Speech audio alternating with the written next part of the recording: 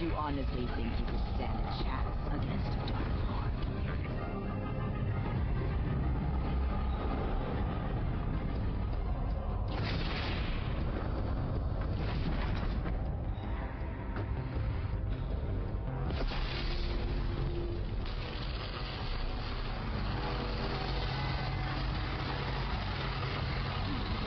Come find me when you're ready to embrace the dark. The Jedi will fall, and the Sith will rise.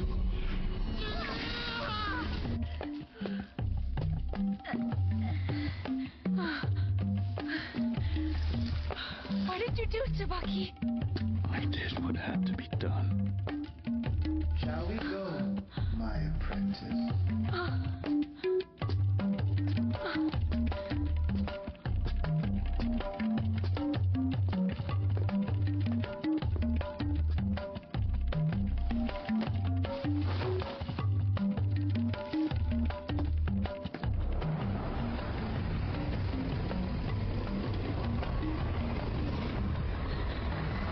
Alright, that was maybe a little bit smoother.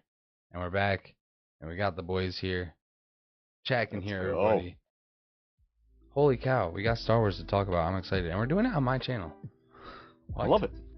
What? Well, the stars are aligned, man. Hell yeah, hell yeah. So, let's start with Andor. We're getting 3 episodes a week. Are you worried about the pace? No. I mean, Are we getting 4 mini movies? They're listening. I mean, if anything, I just feel like they're listening to what the fandom has been saying and to where we are as far as tempo. If they're going to do these in 3 episode acts and move the story along in a time, like if they're going to time jump, they have to do them in 3 episode arcs. You think these time jumps are going to be significant, or are we going to get like Oh yeah. Are we going to get like the end of the year though? Are they going to be able to like do a whole year in 3 and then it's not going to feel as much of a jump? Or no, they're going to do a whole episode and then they're going to do a year goes by. Okay. And then they're going to come back to us. Like that year is going to be the time in between the building of the Death Star, or in between this moment in time. Mm-hmm. It's not going to be an episode takes place over, or 3 episodes takes place over a year. It's going to be 3 episodes in this thing that's going on, and then jump a year or 2, or potentially 6 months or whatever, and then do another set of episodes. That's what it seems like to me. You think there'll be character-focused episodes? Like, could 3 of these episodes be focused on Krennic? Sure. I hope we get. I don't know. Will we get? Oh, that would be crazy. Like, give me just 1 year of what the Empire was doing, or like, okay. So how about this? What if it's like we're supposed to be catching up now? Are we catching up to any of the OT movies throughout this? This is first Death Star or second Death Star? This is first. This is all prior to Rogue One. So this is going to be the thing we'll lead up to potentially is Rogue One. And when does Rogue One take place in comparison to the OTs? Rogue One was, I mean, Scarif was the first test of the Death Star weapon. Which was like the day before A New Hope. Because I'm a prequel kid. You just got to put me in the timeline of where we're at with the OT. Any of the movie stuff overlapping with Andor? Timeline-wise. No. It's before all the movies? Yeah, it's before Rogue One. Rogue One, literally, like, that last battle was, like, the day before the opening crawl. So all this is unknown territory, basically. Yeah, this is that, like, I forget how many years. This is not zero BBY. It's not. Right. That's where I'm living there still. I tell you what. It controls my life. This is 19. This is like 18.5 BBY. Gotcha. Or ABY. Sorry, ABY. Gotcha. This is Or no, this is BBY. No, okay, yeah. This is all before. This is BBY. So yeah, this is 18 and a half. This is right before Luke gets scooped up. Okay. So Sabersmith is saying because you got to remember each arc is a year. You got to remember, Scotty, that the end of Rogue One, the last scene we see is Vader cutting through, and then the plans getting onto Leia Organa's ship, and then her going towards Tatooine, and her getting stopped at Tatooine, and then escape podding the droids. This is Rogue One. That is the Rogue first One scene of the first movie. Her getting captured, right there. Correct. So that's right. Literally, the Scarif destruction of Scarif by the Death Star was the initial test of the Death Star before Alderaan. Yeah, hell yeah. Okay. And it was its own Imperial facility, so nobody knew. Nobody cared, because it wasn't like a Senate planet. It wasn't anybody involved in anything. It was their own planet with their own troops, with their own data. And they're like, well, they got all this stuff. We got to blow it all up. So they blew up their own planet. Nobody knew. So that was the initial test of the Death Star. And then we go to Tatooine, Alderaan, so on and so forth. Cool. Yeah, so it's all unknown stuff, essentially. Yeah, this is going to be, we're still going to see like Mon Mothma still trying to play both sides over, with the Senate and everything. I don't know if we're going to get any Tarkin. I don't know if there were issues with doing that again. Weren't there issues post them doing that? I think, or is that just BS? The family was mad, or some people actually got mad? People got ass hurt about it for sure. Yeah, I don't know if they were anybody that actually had pull, but that comes up every time they do kind of stuff like this. Yeah. But I could have sworn when that first came out, like the word on the street was people were like the family and everything, like people close to him were happy about that. But then it's been since that. Now all the stories are, people are upset, people are suing people, and for the who really knows? I mean, it just depends on who has the rights to his images, and that it might not have been the person that agreed to give approval, and legalities are legalities. It is what it is, but I think the Krennic story is more important. I think the Luthen. And also with you. Right? And also with you. I think Luthen has his story. We need more data on his ship. We need more data on why he's got this ship, bro. Yep. That ship. Like I need more. Like if it's Kyber crystal powered, does the Empire get is he stealing this technology from the Empire to facilitate his own? You know what I mean? Because that's something that the Death Star was loosely based on. And how the hell those Temple of Doom crystals get there in the background? Where did you find those, bro? There's a lot of that. Dude, if we get any more Easter eggs like that, like what's the Empire? There were the weapons from the. I mean, there were things from Empire. Kashyyyk. We saw weapons in his little museum there. All that, the Sith armor, just keep doing stuff like that. That'll keep me invested and feeling like this stuff kind of gets repetitive. I would like to see a whole year of what Krennic and those guys are dealing with on the other side. But being an Andor show, I think it's going to pretty much stick to him. It feels like it's pretty self-contained too, as far as the Mandalorian universe. It's really not going to have to go, it doesn't have to do any heavy lifting as far as bringing in a new character or shock and awe all that much. Yeah, it can stay contained like that and be completely solid, because it's just focusing on this small group and their time during this. We don't need it to go too crazy. I feel like Luthen's side is going to be the craziest. Yeah, give me more of the underground, the conspiracy stuff. Right, but the only reason that he is that Luthen story is relevant is because he's the one who leads Cassian down this dark path that makes him the soulless person we see in Rogue One, right? So in this season, I anticipate seeing a lot darker Cassian Andor. Yeah. Right? He went to prison for nothing. He saw A lot of people die. So I anticipate not seeing this desperate person that's trying to get out of, trying to find a score to be rich. He is rich, right? He made that score, and then he still got locked up for doing nothing. So I think he's going to be pissed, and the next thing we're going to see is the darker side start to reveal itself. Now, whether that's hanging out with Saul Guerrero and letting and honestly, I hope we see more of Saul Guerrero. Yep. Right. I hope we get into more of that dark, sinister fight with the Empire. Right.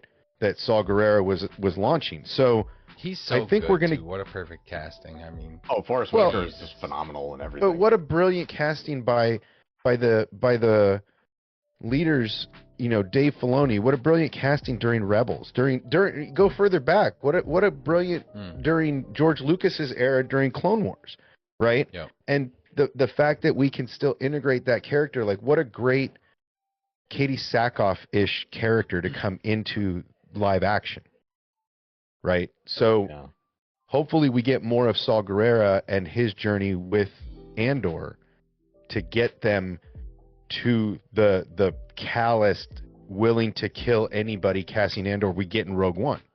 Yeah, that's the thing. Like the missions Guerrero was like heading up, those were the stuff that were like outside of the plan of the I guess call it the normal side of the rebellion, Mon Mothma's side of the rebellion. He was more ruthless. If we get Cassian teaming up with him a bunch, that'll work perfect for it. But you have to. Him.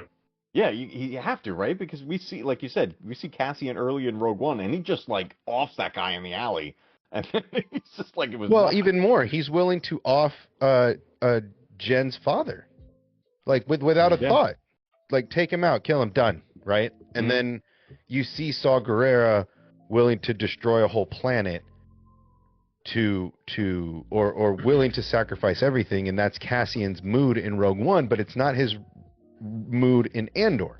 And so we need to see that transition. And if that's what we see over the course of years, that's what we need to see, because this is his story. Yeah.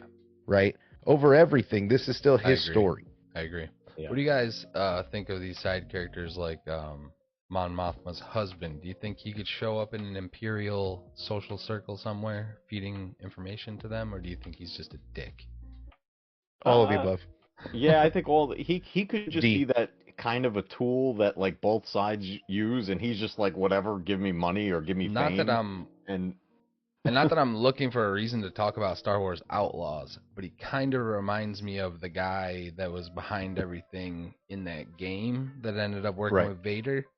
Kind of just like a very rich, like, feels like they have authority because they're in the know with people like the Empire.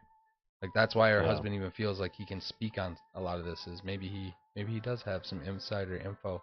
Another thing chat was saying is the shot of the X-Wing headquarters looked a lot like the Rebel base on Dantooine. I don't know if anybody saw that. It looked very like the way we see Dantooine in KOTOR. Like those buildings, those like almost like oval-shaped roofs and everything. I gotta comb through this. I did only watch it like once or twice. Pretty hard. There's a lot of detail. Yep.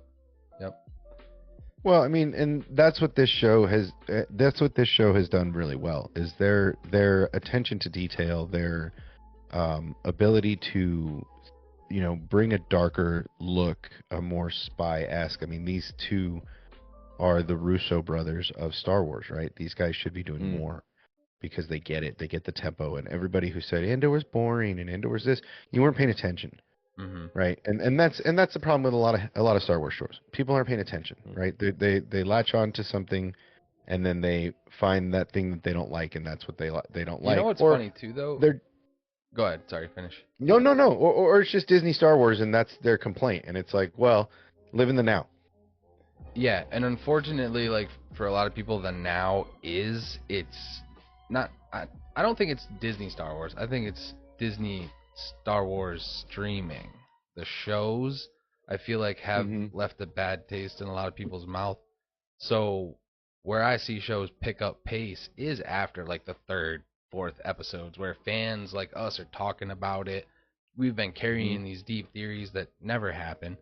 But when the shows start to have good writing, people latch onto that, and I think the views just go up from there. But a lot of shows have felt like a slow burn. I remember Andor feeling like a slow burn, but because the dialogue and the writing and everything was so good, and there was so much going on, like, we know what's gonna happen, but we didn't know about half of these plots that were in the background and stuff like that. So I hope there's at the more same time, reveals of, like, even characters we wouldn't expect to be helping either side.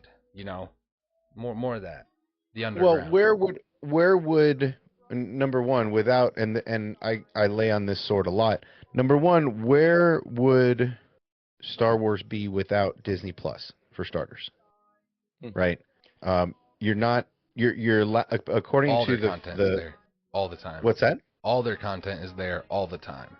But that's what I'm saying. Where is Star Wars getting airtime anywhere else? Right. Besides Disney Plus. If Disney Plus doesn't exist, it's tough because cable and everything gets phased out. They have to do what they have to do, Exactly. So my point was, the only place you could watch any Star Wars content, for the most part, was either the major networks plugged it for 3-4 months, whatever they did, TBS, TNT, CBS, whatever, or you have the only place you can watch it is on Disney XD, which was a premium content. So nobody, like Rebels, aired on XD. So it didn't get viewership. People think it wasn't great, but now you have it on a streaming platform that people pay for. Now, granted, it is not, they're raising rates and doing this and that, but whatever. But ultimately, without that, where do you get any content for Star Wars, right? Because the movie, the movie production angle shut down has been shut down for a very long time. Yep. Yeah, we're only just now getting back even in that direction, and it's 10 years. Yeah. So without that, we have nothing to talk about. We have no new shows.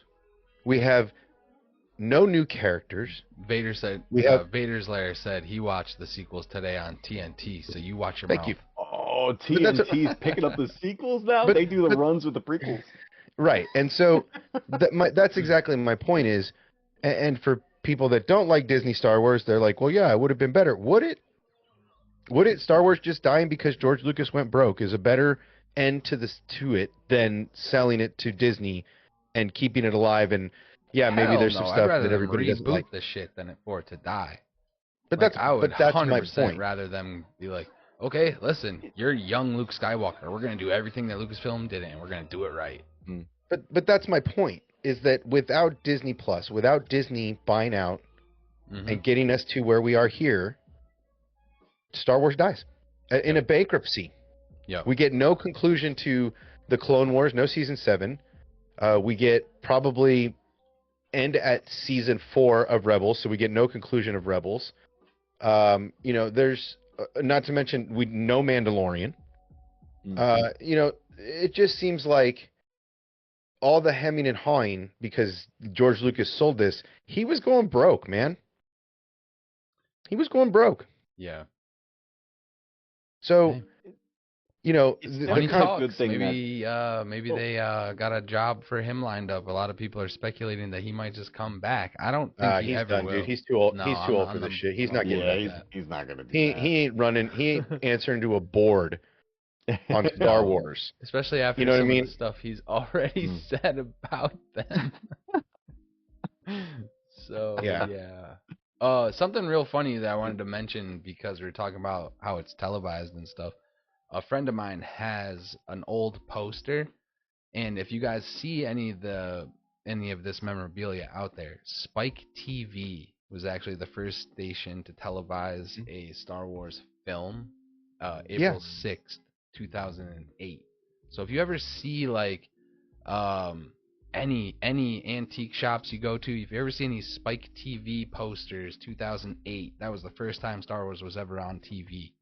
But I used to watch it all the time. Every time it would come up. That Indiana Jones, that was always on repeat.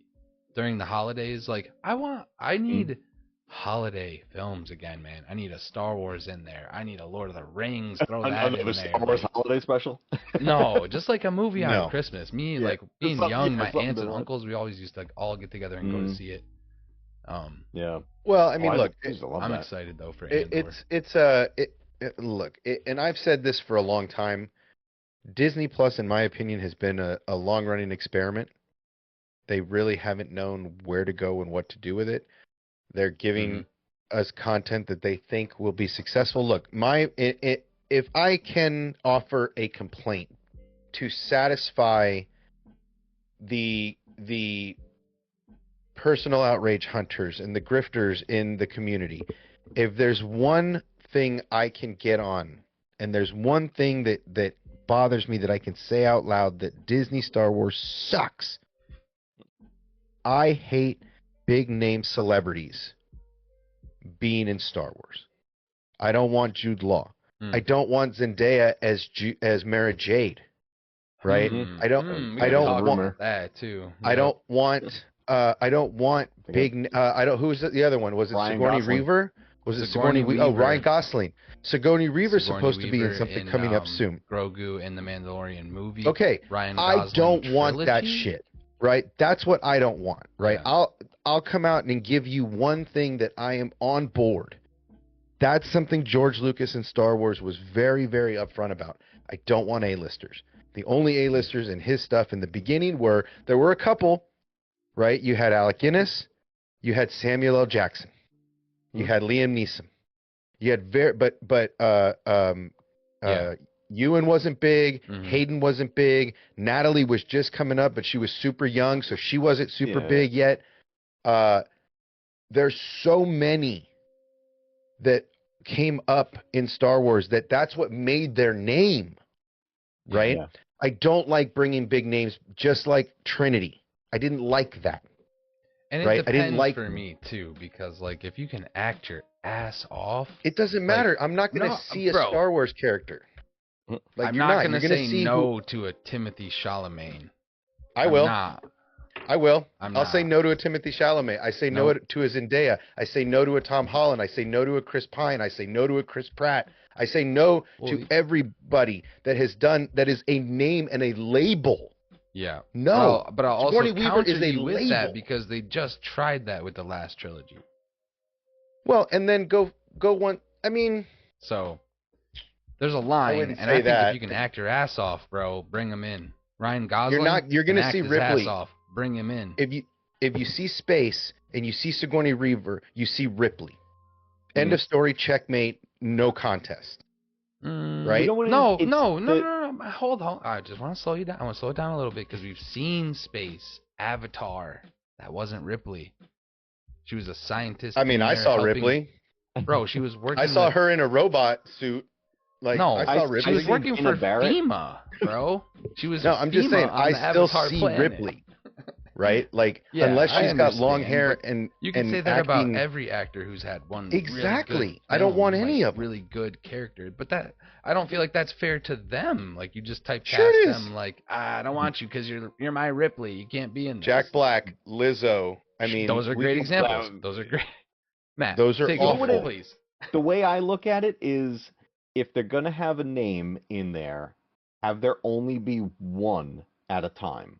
Because that's what they did with the original. Alec Guinness was the name. That was on purpose. Like they got Alec Guinness on board. He was the draw, right? For audiences to be like, oh, I know somebody in this. And then everyone else, almost everybody else. I'm having a brain fart. James Earl Jones. I mean, Mark Hamill, Harrison Ford, Carrie Fisher, Frank Oz was actually a draw because his puppets were going to be in it. Right at the time, that was a huge thing also. But I agree with you. I just think that for me in my Star Wars, the best Star Wars is with and even in the Acolyte, right? They used certain celebrities, but they weren't A-list celebrities. Like my boy Manny, the thing that I remember him from was A Good Place, where he played a total boob. So it was a complete opposite of his character from what I know him on TV. But he's not an A-lister. He was a secondary, third character in that series, right? Same thing with our guy from Squid Games, right? Yeah. You don't recognize him because that's the only thing he's really done. So there's so much of this. I just wish they would just stop. Find some no-name actors that are amazing actors and go the old school way, the George Lucas way, right? And if Kathleen is stepping down this year, and who knows who the successor is going to be, please, no Zendaya, Mary J, for the love of God. It's so crazy that you would mention KK. Because it's hot news, and I want you to have scoops. Be the next topic that we talk about. I want you to have scoops, man. I'm not saving the scoops for me. We're trying to get you hours, baby. I'm saving the scoops for you. There's one thing that I want to talk about. One thing only when it comes to KK is who is next, bro? Because I can only name like 2 people: Jon Favreau or Kevin Feige. Oh, fuck that. And I think that those are the only 2 contenders on the planet right now. No, it's Dave Filoni. I may lose points here for this one. Do it. You know. Do it. Do it. I don't think she's going anywhere. I'm saying when. I'm agreeing with you also. The when and the if are, or sorry, the when, if, the how are not important. The who obviously, replaces. Yes, eventually she would go. This whole end of 2025. My answer can change every week because it'll come up every week. We played this game. The weather changes. On it. All the things like she's gone, and that I read the actual articles, and they're like, you're the one that sent it to me. So tell the people. Yeah, that was. They're like, that's false. That's false. She's not, that's not what it is. And I'm look, rebutted it. Eventually she is going to step down. Or she could, she could be in one of these planes that falls out of the sky. We don't know what the world holds is my point. And honestly, there's only one successor. Right? There's only one. Playing Nintendo while he said that. Right? And there's only one successor to this. The only person that understands the content and that can produce and can manage the ship is Dave Filoni. Favreau is a great producer, and he has a real great grasp on Star Wars, but he's also a guy that can be drawn away with a shiny penny. Right? If somebody's like, you can't make this. You can't make a good movie about insert the blank. He's gone, right? Because the challenge is there, and he loves a good challenge, right? Feige can't even manage his own ship. His own ship is sinking. So why are you going to bring a captain of a sinking ship to another sinking ship? Right? Like, forget that. Well, I mean, I don't know. Like, Marvel's drowning. To say something is sinking when it has the safety net of the multiverse and built-in mechanics that are going to literally help them reboot it, anything is possible there. But with Star Wars, like, sinking is an actual threat, and it can be saved, whereas, like, just someone like Kevin Feige, he doesn't have any other notches to put on. Like, he's got no more belts, no more championship belts to win. Like, he's done it all over there. What does he do next? Don't go from boxing to MMA, right? Don't be one of those guys that think that they can jump into the arena and think they box, right? No. It's like in your James Marvel Gunn. universe. Like, James Gunn is going to prove a lot of people wrong, in my opinion, and he's been waiting for an opportunity like this. I just think it would be cool to see someone of the stature of a Feige, someone who's run a big IP. It could be any other IP. Like, there just aren't IPs that compare. No, man. I mean, look. You need a heavy hitter, in my opinion. That's like taking Filoni over to Marvel.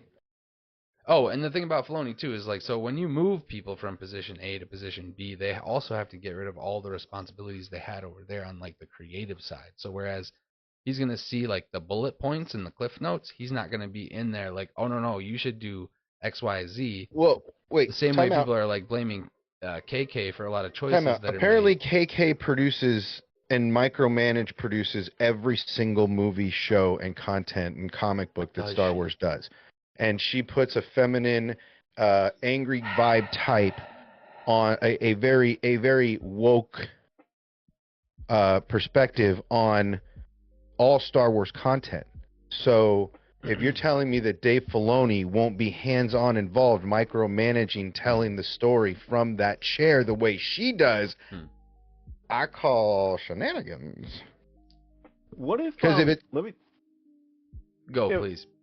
What if they took a route where they started having like creative consultants, like something like just something like Sam Witwer, for example, someone who's like so into the creativity of this and the lore and the knowledge of it that has a background in working in the industry, but not to say, okay, Sam Witwer's going to take over Lucasfilm and be the producer. Like, no, but like if they took a direction of having creative consultants like that, do you think that's something that the fan base would ease up on the whole behind the scenes thing and putting the pressure on everybody? No, because that's what Jon Favreau does. Jon Favreau is a consultant producer. That's exactly what his job title is. He's not an official staff member of Lucasfilm. He's a consulting producer, a freelance consulting producer. So that's exactly what they have. Creative consultants in a tuxedo T-shirt, personally. I mean, that tuxedo T-shirt has made some of the greatest movies in American cinema. Like, I give Jon Favreau his creative and the consulting. It should be a small group of people, small group, right? Not and large. and at the head, and apparently the largest problem with Lucasfilm in its current state is Kathleen Kennedy overproducing the content that comes out of Lucasfilm. So if that's the case, then give it to somebody that talked to the man who did most of the content in Disney as it sits now. Indiana Jones, Star Wars, right? All of these things that Lucasfilm handles. Why not just give it to somebody that's got a lifeline to the guy that's got him on speed dial that he learned everything from, instead of another corporate stooge, right? We don't need another Kathleen. We don't need a Jon Favreau. We definitely don't need a Kevin Feige in Star Wars. Studio interference is how you got here.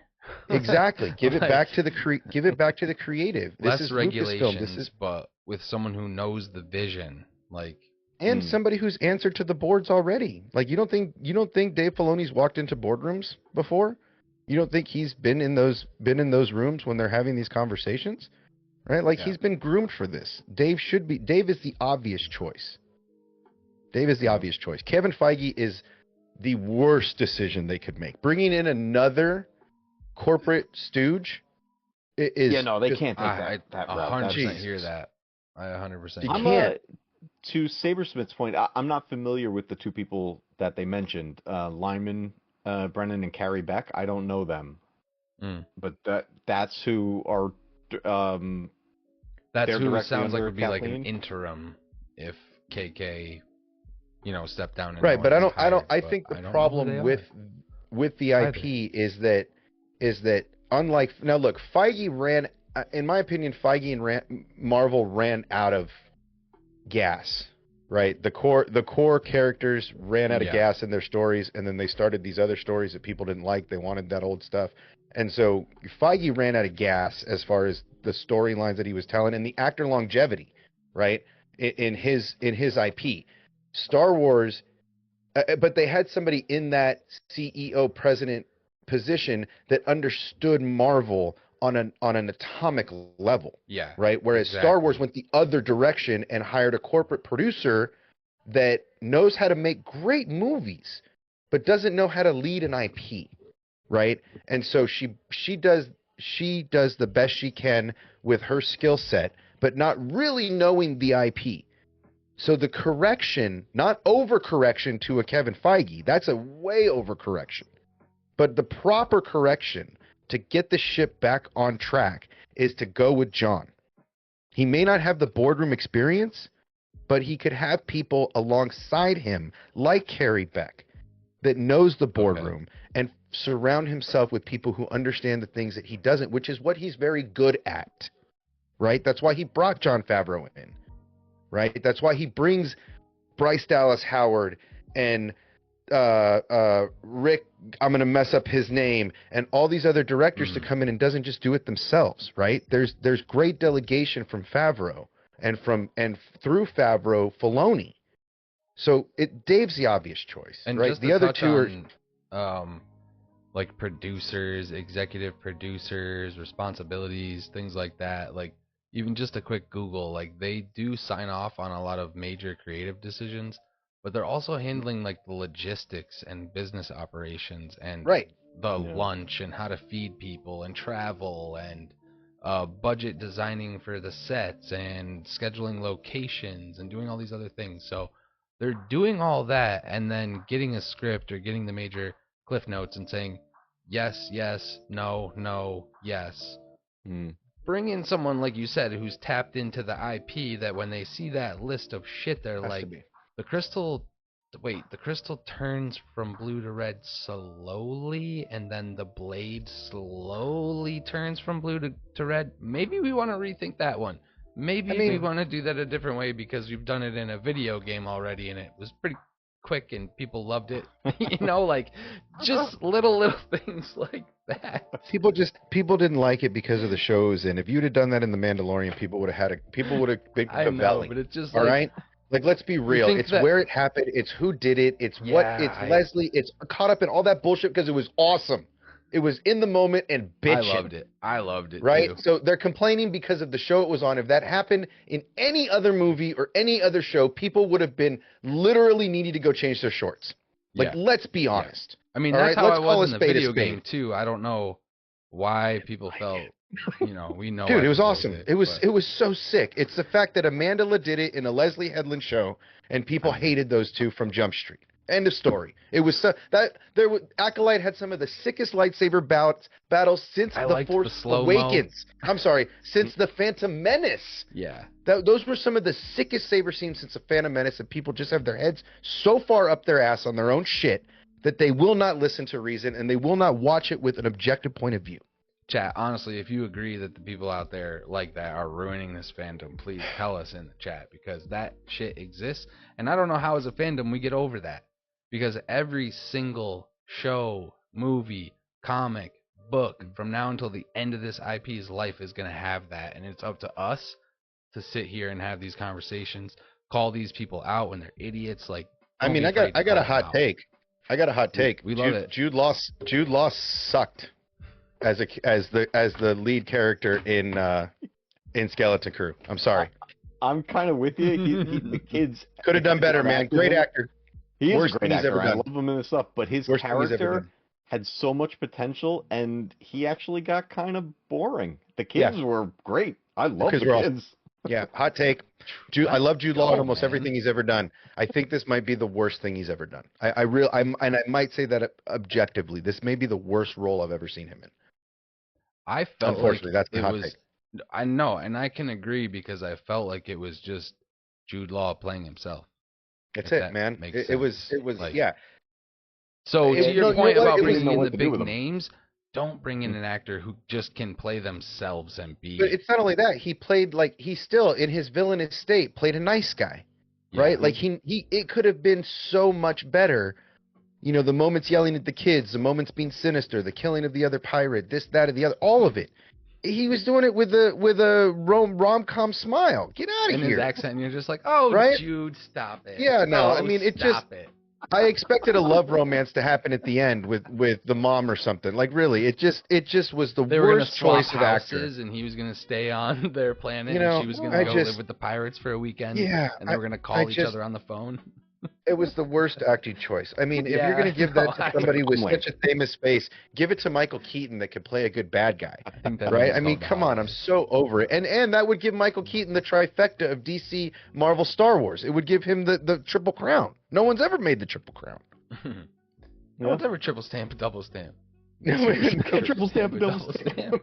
Yeah, it's just my biggest gripe in Star Wars. It's the thing that kind of makes it feel Disney. Right, and that's what I don't like. It's the Modern Family. It's the new Modern Family on the block. Everybody wants to come play a role, and it's just like, dude, stop it. It's the worst thing for Disney. It's the worst thing for Star Wars. It really is. Yeah. Do that shit in Marvel. Let Angelina Jolie play somebody. Let Brad Pitt play somebody. Bring Matt Damon into play. Do that in Marvel. You've got a multiverse. Do it in Marvel. We got one universe. Stay the fuck out of my universe. I mean, this might be, I don't know, sort of a hot take, but I'm sort of happy that there's kind of like audiences are kind of tired of superhero movies because that gives Star Wars a fighting chance to make a big comeback. I hear you there, man. I hear you. You know what I mean? Like I like the superhero stuff, don't get me wrong, but the fact that audiences are like, I want to go watch something else, I'm like, that's Star Wars' moment. Star Wars, Superman can't even fly anymore without getting roasted, without absolutely getting shredded. It's like, guys, he flies. That's what he does. Aren't these? But that's exactly what I'm saying. Aren't these two IPs specifically?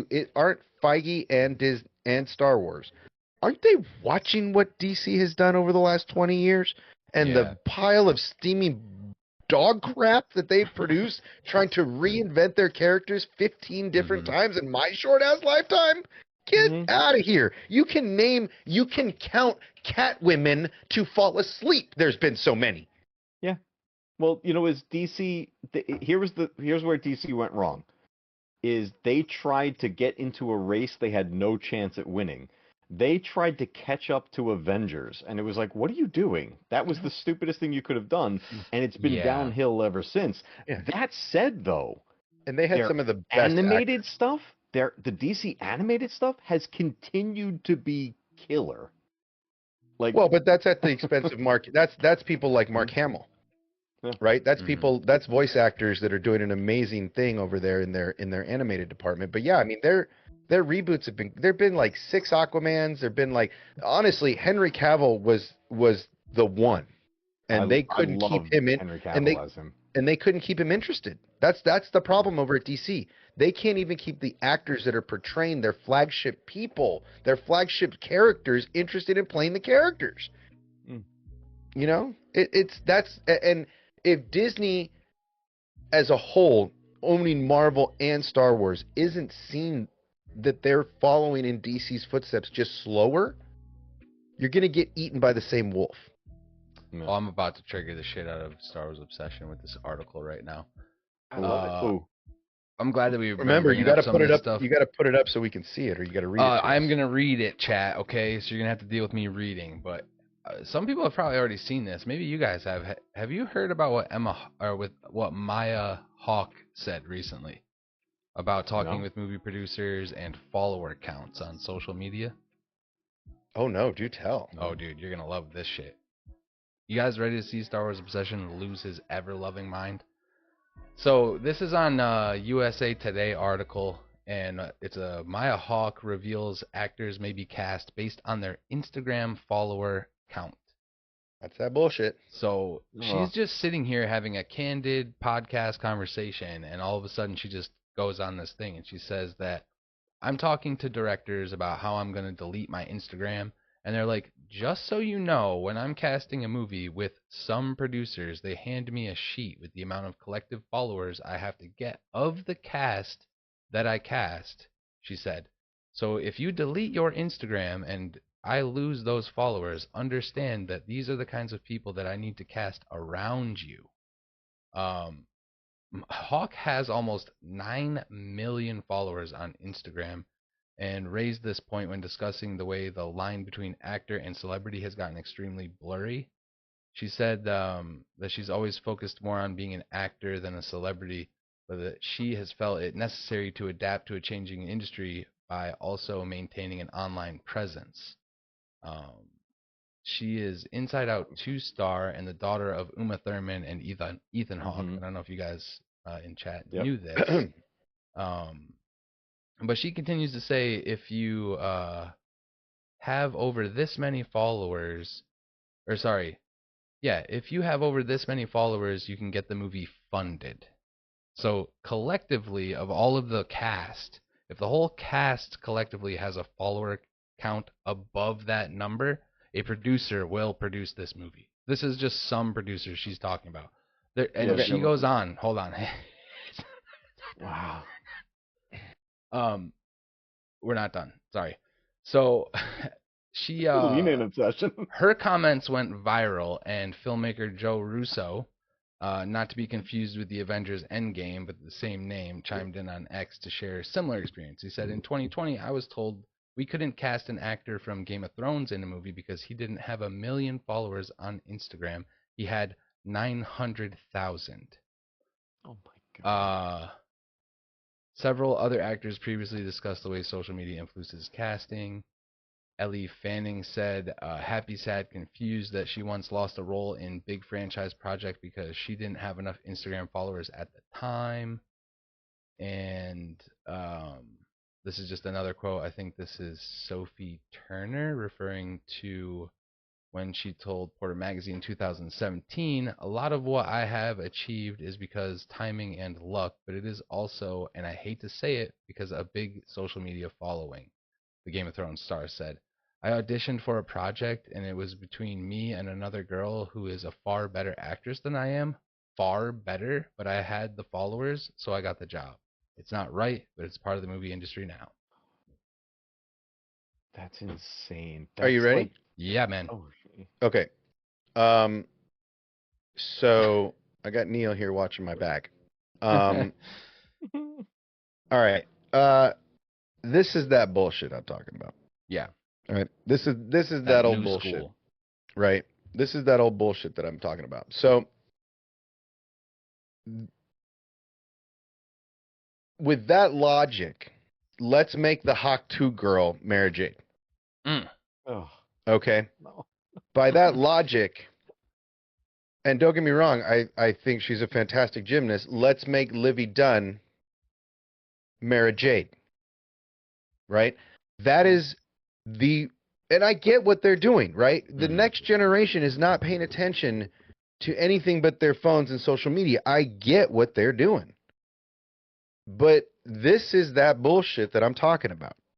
You can't act.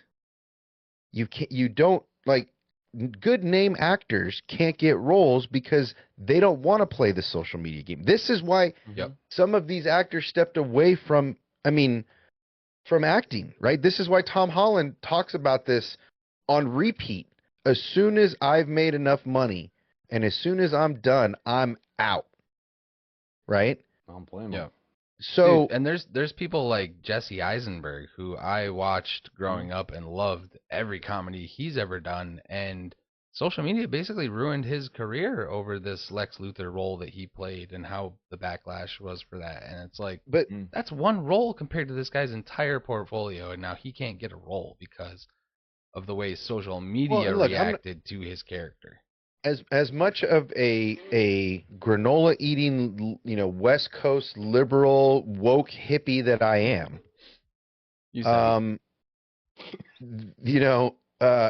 as much of a West Coast shill as my existence is, Hollywood is not always great, and not everybody has the same experience. Not everybody has the same leg up. There have been some great stories. There have been some horror stories, right? And so, yes, every industry, music, television, sports, they're all toxic, right? And social media doesn't help any of that. Not everybody's Ronaldo that can get 50 million subscribers in a day and break Mr. Beast's records, right?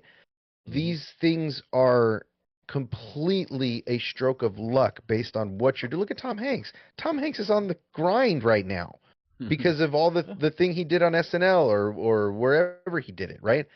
These times are tough, but to stoop so low as to use just the amount of people that click your subscribe button to dictate whether you get a role or not, to me is kind of juvenile, and it seems like that's a Gen Z producer to me. Someone with money, really. So that thinks that's why I feel like streaming will never die, because people have so much money, and all the movies that get shipped and picked up and moved around, like, they're just going to trickle down to all these other streaming services. Like, there will be no end to this type of content. Yeah. But there's already this type of there's already these stamps. I mean, look what happened to Brendan Fraser and his return to Hollywood, right? These things have been happening for generations, and it's not going anywhere. Right? So the real thing is, like, I'm not saying that anything that happens to any of these people is a good thing, right? But I'm saying some people choose to step away because they can't thrive in this environment, and that's fine. Yeah. Right? Yeah. Athletes do it all the time.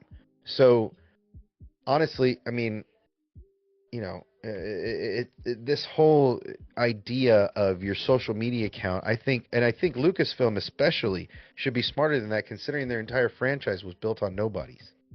Right. Yeah.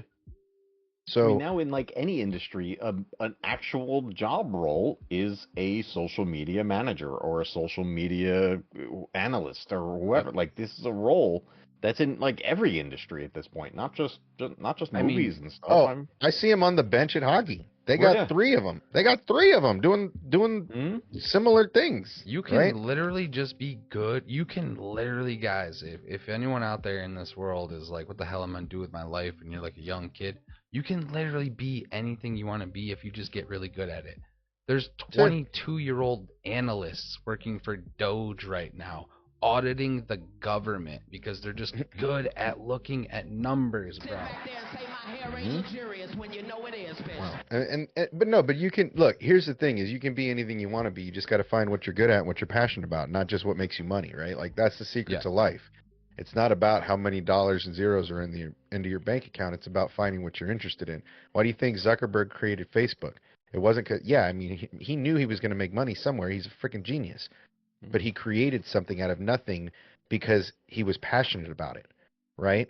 I mean, Jobs and Woz didn't sit in the garage building circuit boards because they thought they were going to be rich. They wanted to do it because they wanted to see if they could do it, right? So for everybody that's listening that's out there, the secret of life is not how many zeros. I read about this Russian guy who made like $10 million, got so bored with life, he went back to like a muggle job, even with his rich status, right? Like the zeros don't matter. Find what you're passionate about, whether it's talking online, whether it's collecting this, whether it's fixing that, whatever your talent and passion lies, find that and use that to make money and use that to make a life.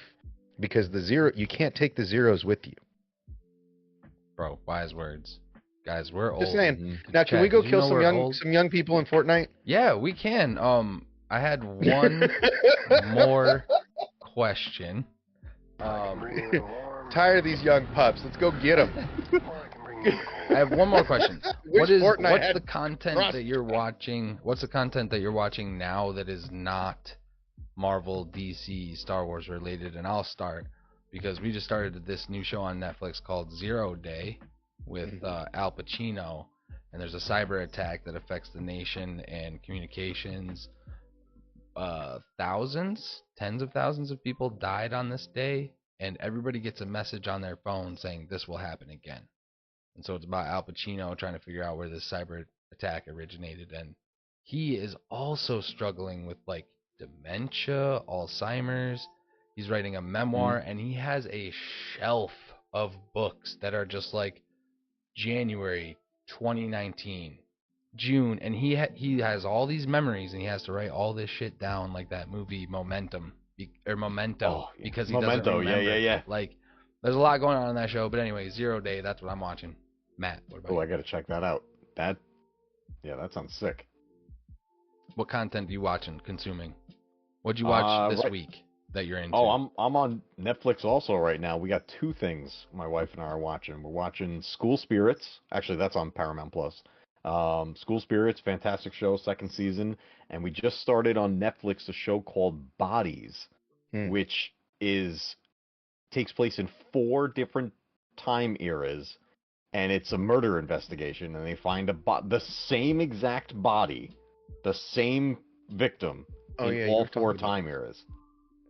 And as the audience, we know, but obviously nobody else is. As the audience, we know. Oh, but actually, weird tie-in to everything we talked about. One of the detectives in the show is the guy from Andor. Cyril?